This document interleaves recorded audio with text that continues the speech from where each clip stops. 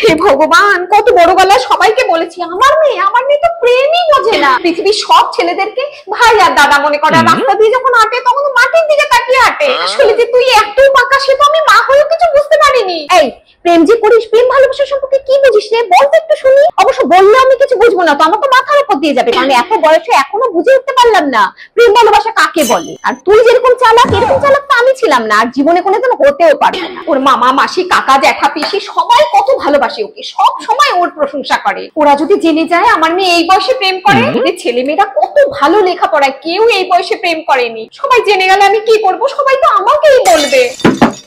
আচ্ছা, এসব যখন করলি, মানে এসব প্রেম তখন একবারও আমার মুখটা মনে পড়লো না? আর তোর বাবারটা তো মনে হয় আরোই পড়েনি। মানুষটা কত কিছু করে, নিজের কত কিছু দরকার, কোনোদিন নিজের কথা চিন্তা করেনি। তোর কি লাগবে না লাগবে সবসময় তোরটা চিন্তা করেছে। কিভাবে মেয়েকে সুখে রাখা যায়, বান্ধবীরা কি ইউজ করছে সেটা এসে তোর বাবাকে বলতি, কত কষ্ট করে বাবা সেটাই এনে দিত। নিজের কথা কোনোদিন চিন্তা করেনি। তোর পড়াশোনার কথা কত চিন্তা করেছি যাতে নিজের পায়ে দাঁড়াতে পারিস, আমাদের জন্য না তোর জন্য। সেই বাবাটার কথা একবার মনে পড়লো না? না বাহ, কি সুন্দর। আরে সবকিছু আমার সাথে শেয়ার করে, কোন দিন কোন বন্ধুর সাথে ঝগড়া হলো, কোন দিন কার সাথে ঘুরতে গেল, কি খেলো। কিন্তু এত বড় ঘটনাটা আমার থেকে লুকিয়ে কিভাবে রাখলো? আরে প্রেমই বা কখন করলো আমি তো বুঝতে পারছি না। টিউশনে গেলে, কলেজে গেলে, বন্ধুর বাড়ি গেলে, যেখানে যে আমি তো ফোনে লেগেই থাকি। ব্যাপারটা তো ঠিক আমার মাথায় ঢুকছে না, আমি কি করবো? তারপর কি ডিসিশন নিলি? লেখাপড়া করবি নাকি বিয়ে করে ঘর সংসার করবি আমার মতো? এটাও করতে পারিস, খারাপ নয় কিন্তু। ও দেখ, আমি তোকে এসব বলছি কেন? তোর লাইফ ডিসিশন তো তুই নিবি না, তুই থোড়ি আমারটা শুনবি। আর তাছাড়াও তোর বুদ্ধির সাথে কি আমার বুদ্ধি মিলবে?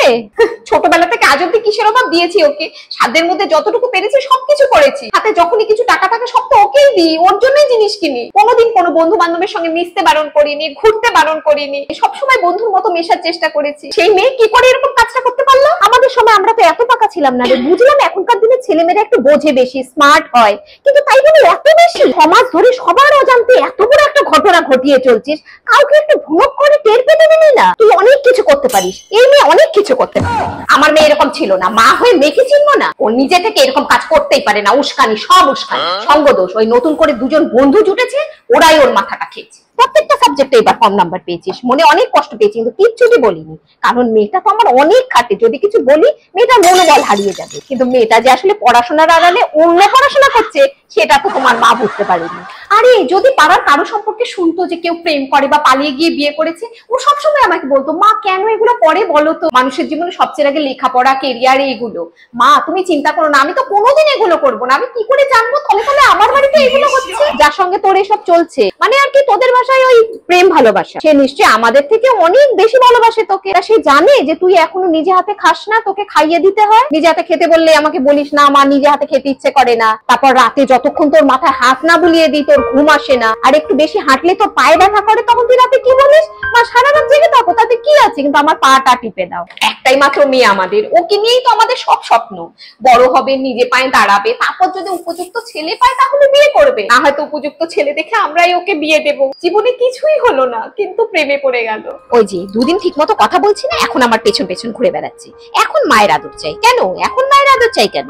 কিন্তু কি যে করবো আমি, কিছু তো একটা আমাকে করতেই হবে। উঠকো একটা ছেলের জন্য আমি আমার মেয়ের ভবিষ্যৎ নষ্ট হতে দেবো না। আমি ওর মা, অনেক দিন পিঠে পড়ে না তো, ওই জন্য বারটা বেশি বেড়েছে। আমি ভাবি মেয়ে কলেজে পড়ে, এখন ওকে মারা যাবে না, ওটাই করতে হবে। এই কি ভেবেছিস বেশি বড় হয়ে গেছিস? দুটো ঘা পড়লে সব বেরিয়ে যাবে। প্রেম করা না, প্রেম করা, হ্যাঁ প্রেম করা লাগছে, খুব লাগছে। আরে মেরো না, আরে মেরো না, আমার ছাড়াছাড়ি হয়ে গেছে ওর সঙ্গে। কি? হ্যাঁ ছাড়াছাড়ি হয়ে গেছে। ও একটা ফ্রড, শুধু আমাকে না প্রিয়াঙ্কার সাথেও ফ্লার্ট করছিল। আরে সন্তোষীমা করলাম না, বড় বাবা করলাম না, কোনো মানত করলাম না, পুজো আচ্ছা কিচ্ছু করলাম না, নিচে থেকে কি করে ঠিক হয়ে গেল? সত্যি বলছিস তো? একদম সত্যি। ঠিক আছে, ছাড়াছাড়ি হয়ে গেছে, আর যেন ধরাধরি না হয় লাইফে। যাক, মায়ের কষ্ট বুঝেছে তাহলে।